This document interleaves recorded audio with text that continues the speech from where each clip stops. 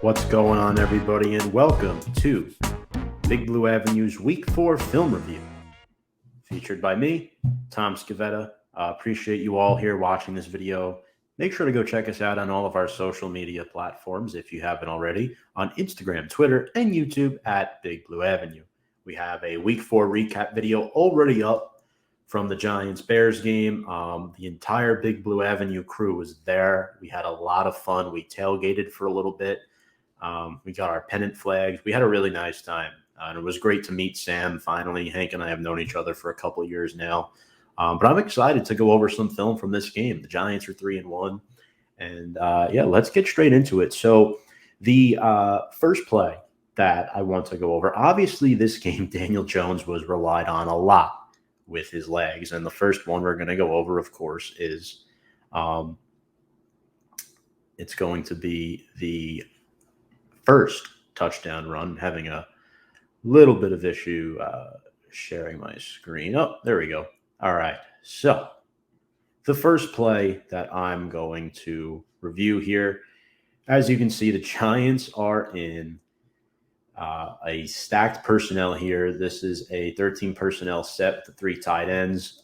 Look, I have no issue with the Giants running 3 tight ends all to one side. As you can see, 2 are marked off the line of scrimmage. You see Myrick is inside here to the left of Andrew Thomas. Bellinger is in between, and Tanner Hudson is out here. Tanner Hudson, the most experienced blocker of the 3. And as you can see, I believe all 5 starters are still in the game at this point. They are. So I'll let the play develop, and then we'll break it down.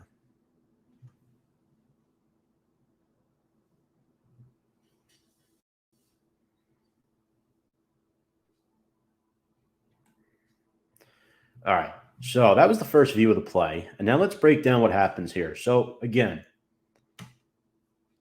you see Andrew Thomas is going to swing over here to try to fake the second-level linebackers to see what they're going to do.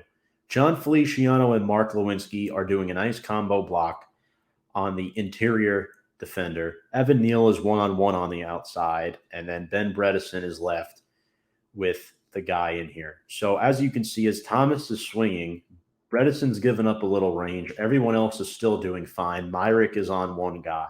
Now, these 3 defenders right here that I have my arrow on, they think this is a run to Saquon. There's one defender out here. This is the defender you need to watch and what happens to him, as Daniel Jones does a great job selling. Again, nobody thinks Jones still has the ball except for this guy. But it's too late. Andrew Thomas picks him up. Myrick and Bellinger become very important now because they have their blocks sealed. Now, if we go back just a quick second, Tanner Hudson is helping out Bellinger on this play. He acts like he's going to block.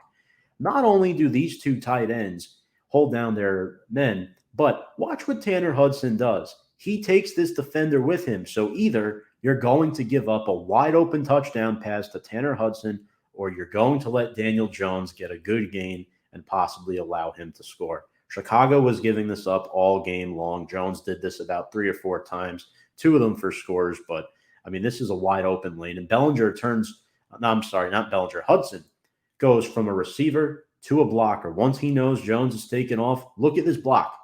Just enough that Jones can squeak through. Here's another look at Hudson's block again. I mean, this is just perfect. Look at him. Beautifully done. And then we have one more look coming, and this look was quite interesting. Kind of gives you the real time look here. And again, you can see Myrick and Bellinger, very important, right? Hudson's going down the field, the receiver here. That looks like Slayton going down the field. Jones rolls out. I mean, this is bad defense. So that's the first play. At that point, the Giants go up a touchdown. Great to see. The second play, we'll go over the second Daniel Jones run.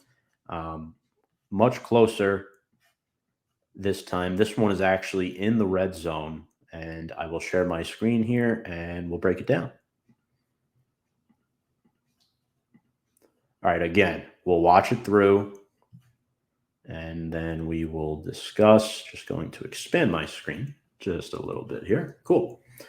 All right, so Josh Azudu is in for left guard this time, and Bredesen is in at right guard because Mark Lewinsky left for a little bit due to an ankle injury. Glowinski eventually re-entered the game. But anyway, so you could see similar formation. It's the exact same personnel. There's one receiver split out right. There's three tight ends to the left of the formation.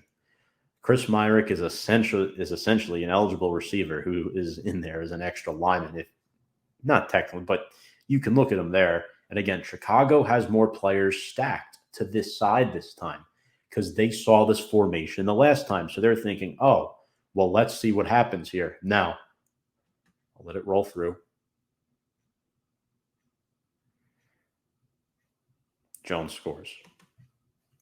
Okay. So, again, Andrew Thomas in motion. Combo block on the interior guy. Kneels one-on-one. Thomas needs to block the linebacker at the second level, which he does. The sell to Barkley. So much traffic here in the middle. Again, Hudson is one-on-one. What's the defense going to do? Only man who has a chance is this guy here, but he's too late. He's following the tight end because he knows Jones might throw. So again, at this point, if you're this defender, it's one-on-one with Tanner Hudson. And at this point, Hudson, look at the job he does blocking. And, let's also give rookie Josh Azudu some credit as well. He cuts off number 93. Nicely done. And Hudson takes his man all the way. You'll get another look at this here. Darius Slayton, I noticed, has been in the game more often for the quarterback option plays compared to David Sills and Richie James, but let's take a look. Thomas with the pull, Azudu with the block, Hudson, such an underrated blocking tight end. He was outstanding this past week. Daniel Jones with his second scamper of the game in the end zone for a touchdown. In the final play, we're going to switch over to the defensive side of the ball. Azeez Ojulari with his first sack of the season. He forces a fumble here.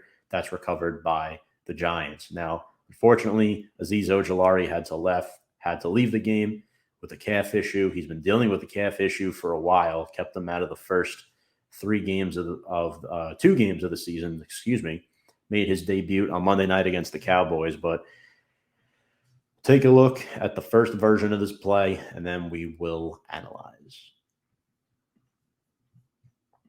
Oh, I'm sorry. Give me just one moment. All right, cool.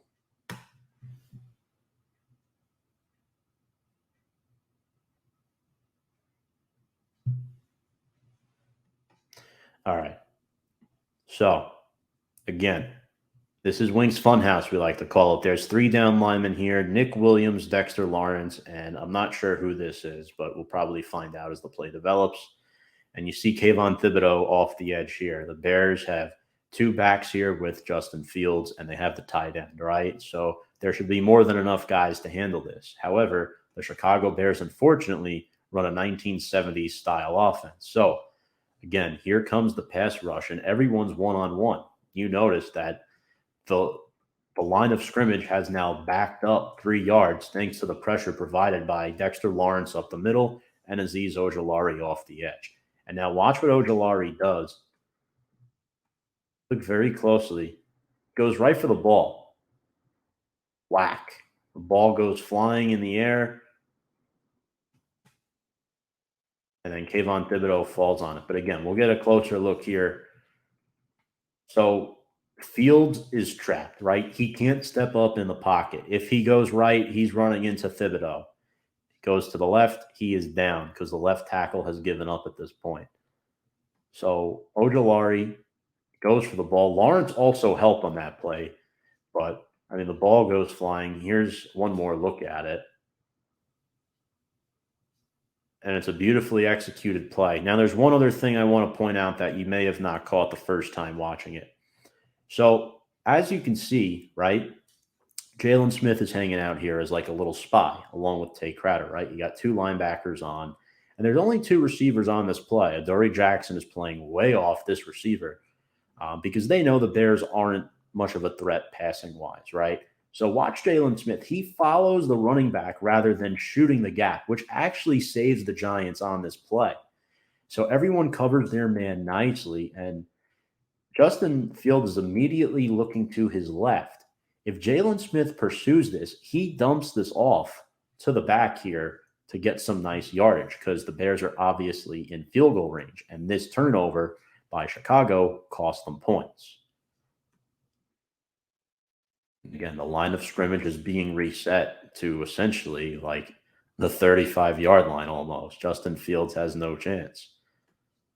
Not much more to go with there. Heads up play by Thibs.